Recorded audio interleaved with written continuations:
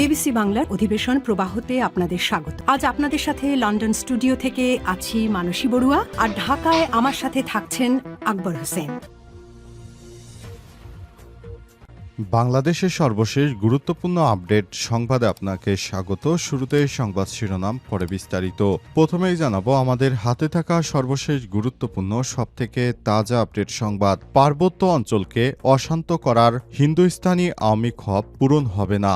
জাতীয় গণতান্ত্রিক party জাগপার presidium সদস্য আসাদুর রহমান খান বলেছেন, আমাদের দেশের পার্বত্য অঞ্চলকে অশান্ত করে দেশের শান্তি শৃঙ্খলা ধ্বংস করতে চায় হিন্দুস্তান। সীমান্ত দিয়ে নকল জাল নোট প্রবেশ করানো হচ্ছে, সবাইকে সতর্ক থাকার আহ্বান জানান তিনি।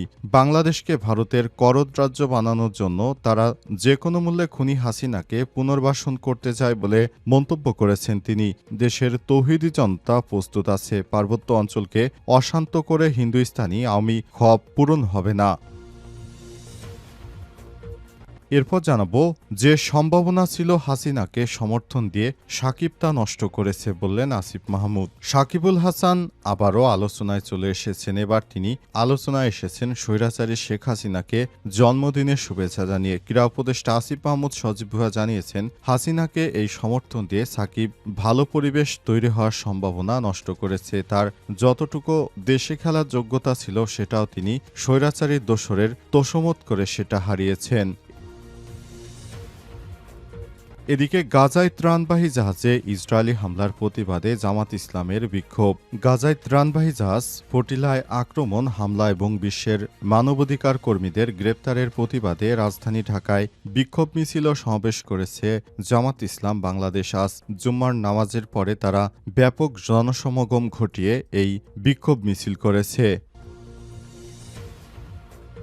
এবারে জানাবো বনের 40 মুরগি আনতে গিয়ে সড়কে প্রাণ গেল ভাইয়ের। সাতক্ষীরায় প্রাইভেট কারের সঙ্গে মোটরসাইকেলের সংঘর্ষে আলমগীর নাজমুল হক পল্লব ৪৫ নামে এক ব্যবসায়ী নিহত হয়েছে। আজ সাতক্ষীরা আশাসোনা সড়কের ধুলিহরের কোমরপুর এলাকায় এই দুর্ঘটনা ঘটে। নিহত পল্লব শহরের সুলতানপুর কাজীপাড়ার বাসিন্দা, আইনজীবী অ্যাডভোকেট শামসুর রহমানের ছেলে।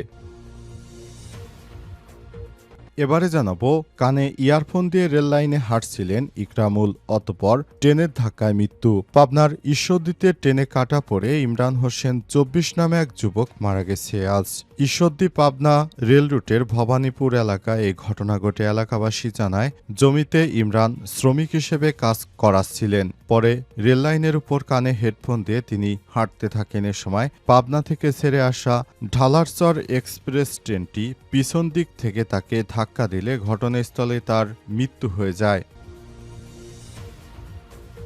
এবং সর্বশেষ জানাবো চীনের বন্দিদশা থেকে বাঙালি তরুণীর আকুতি, আরও বড় ক্ষতির হাত থেকে আমাকে রক্ষা করুন।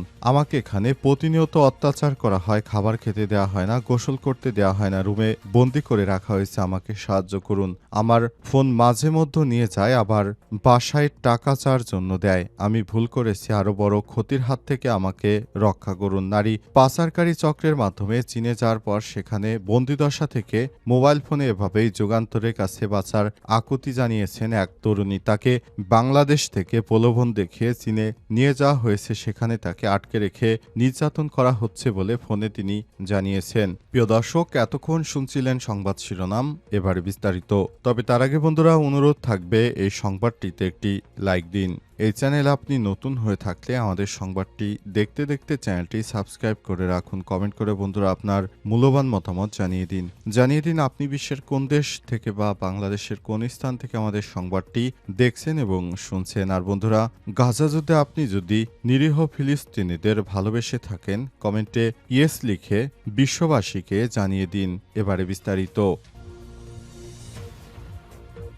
পার্বত্য অঞ্চলকে অশান্ত করার হিন্দুস্তানি আওয়ামী খোয়াব পূরণ হবে না বলছে জাগপা। জাতীয় গণতান্ত্রিক পার্টি জাগপার প্রেসিডিয়াম সদস্য আসাদুর রহমান এবং জাতীয় গণতান্ত্রিক পার্টি জাগপার নেতৃত্ববৃন্দরা দাবি করেছেন, ভারতে বসে বাংলাদেশকে অস্থিতিশীল করার জন্য তারা যে ষড়যন্ত্র করছে তাদের এই ষড়যন্ত্র কখনোই মনোবাসনা পূরণ হবে না। তারা সব সময় মনে করেছে আমরা এমনভাবে বাংলাদেশটার মধ্যে অস্থিতিশীল পরিস্থিতি তৈরি করে দেব যাতে করে বাংলাদেশের মধ্যে আর শান্তি ফিরে না আসে। ইতিমধ্যে আল জাজিরার অনুসন্ধানী সাংবাদিক জুলকারনাইন সায়ের অভিযোগ করেছেন, ভারত থেকে অসংখ্য জাল টাকা বাংলাদেশে পাঠানো হচ্ছে।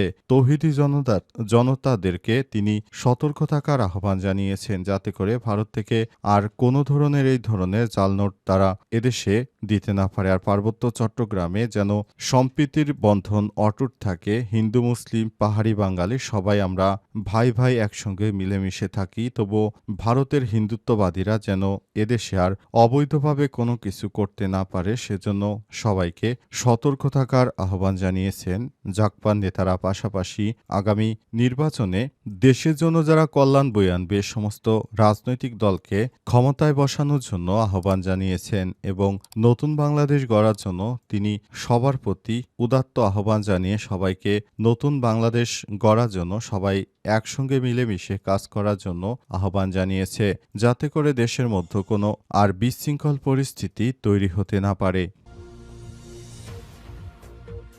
যে সম্ভাবনা ছিল হাসিনাকে সমর্থন দিয়ে সাকিব তাও নষ্ট করেছে বললেন উপদেষ্টা আসিফ মাহমুদ। উপদেষ্টা আসিফ মাহমুদ এবং জাতীয় ক্রিকেট দলের সাবেক খেলোয়াড় সাকিবুল হাসানকে নিয়ে এখন আলোচনা সমালোচনা চলছে ইন্টারনেট দুনিয়ায়। ইতিমধ্যে সাকিবুল হাসান স্বৈরাচারী শেখ হাসিনার জন্মদিনে তার ফেসবুকে একটি শুভেচ্ছা বার্তা পোস্ট করার পরই তাকে নিয়ে দেশের মধ্যে আলোচনা সমালোচনার সৃষ্টি হয়েছে।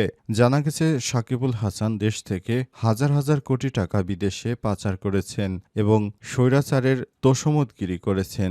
যদিও তিনি খেলাধুলায় বেশ বাংলাদেশকে যথেষ্ট সুনাম এনে দিয়েছেন, কিন্তু দেখা যাচ্ছে তিনি কখনোই দেশের জন্য ভালো কোনো কিছু অর্জন করতে পারেননি। তিনি যতটা অর্জন করেছেন তার থেকে তার নৈতিক অবক্ষয়ের পরিমাণ বেশি। তিনি বিভিন্ন জুয়া সাইটের সঙ্গে বিজ্ঞাপন, শেয়ার বাজার থেকে কোটি কোটি টাকা হাতিয়ে নিয়েছেন। পাশাপাশি তার প্রতিষ্ঠানের সঙ্গে যুক্ত এমন অসংখ্য কর্মচারীদের বেতন ভাতা দেননি। পাশাপাশি তিনি কাঁকড়া ও চিংড়ি ব্যবসায়ীদের কাছ থেকে কাঁকড়া ও চিংড়ি নিয়ে তাদেরকে কোটি কোটি টাকা ফেরত দেননি। এমন অনেক অনিয়ম অপকর্ম সাকিবুল হাসান করেছেন, কিন্তু সাকিবুল হাসান এই বিষয়গুলো জনসম্মুখে আসতে পারেনি, কারণ তিনি আওয়ামী লীগের রাজনীতির সঙ্গে যুক্ত ছিলেন। কিন্তু শেষ পর্যন্ত শেখ হাসিনা পালিয়ে যাওয়ার পর তার বিষয়ে অনুসন্ধান শুরু হয় এবং দেখা যায় একের পর এক সাকিবুল হাসান বিভিন্ন অপকর্মের সঙ্গে যুক্ত ছিলেন। তাই ক্রীড়া উপদেষ্টা আসিফ মাহমুদ সজীব ভুঁইয়া শেষ পর্যন্ত তাকে উদ্দেশ্য করে বলতে বাধ্য হয়েছেন,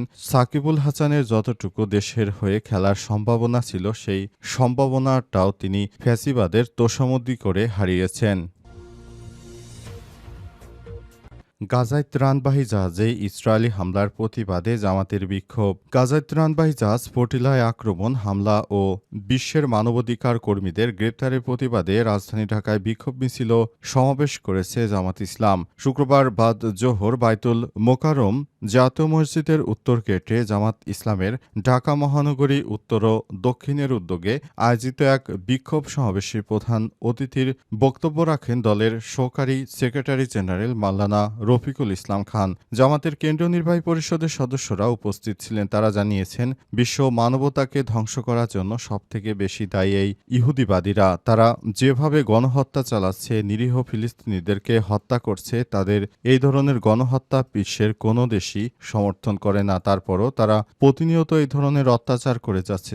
তাদের বিরুদ্ধে বিশ্বের সমস্ত মানুষদেরকে একসঙ্গে রুখে দেওয়ার জন্য দাঁড়াতে হবে, যাতে করে ভবিষ্যতে এই দখলদার বাহিনী গাজা থেকে তাদের সমস্ত সন্ত্রাসী বাহিনীদেরকে নিয়ে গাজা ছেড়ে পালাতে বাধ্য হয়। বিশ্বের মুসলিম রাষ্ট্রগুলো এখন মুখে কুলু পেটে বসে আছে, কিন্তু বিশ্বের অন্যান্য ধর্মের মানুষ যাদের মধ্যে ন্যূনতম মানবতা রয়েছে তারা সবসময় দখলদার বাহিনীর বিরুদ্ধে কথা বলছে। কিন্তু আমাদের মুসলিমদের যে বড় বড় রাষ্ট্র রয়েছে তারা এখন চুপ হয়ে বসে আছে। এটা ন্যায়ের পক্ষে কখনোই হতে পারে না। সবসময় তারা নিজেদের স্বার্থ দেখেছে, কখনো মানুষের ভালো মন্দ দেখেনি। বোনের 40 ষাঁড় মুরগি আনতে গিয়ে সড়কে প্রাণ গেল ভাইয়ের। সাতক্ষীরায় প্রাইভেট কারের সঙ্গে মোটরসাইকেলের সংঘর্ষে আলমগীর নাজমুল হক পল্লব ৪৫ নামের এক ব্যবসায়ী নিহত হয়েছে। আজ সাতক্ষীরা আশাশুনি সড়কের ধুলিহরের কোমরপুর এলাকায় দুর্ঘটনা ঘটে। নিহত পল্লব শহরের সুলতানপুর কাজীপাড়ার বাসিন্দা আইনজীবী অ্যাডভোকেট শামসুর রহমানের ছেলে। স্থানীয়রা জানায়, বোনের 40 জন্য মুরগি কিনে বাসায় ফিরছিলেন পল্লব। পথে প্রাইভেট কারের সঙ্গে তার মোটরসাইকেলের সংঘর্ষ হলে তিনি গুরুতর আহত হন।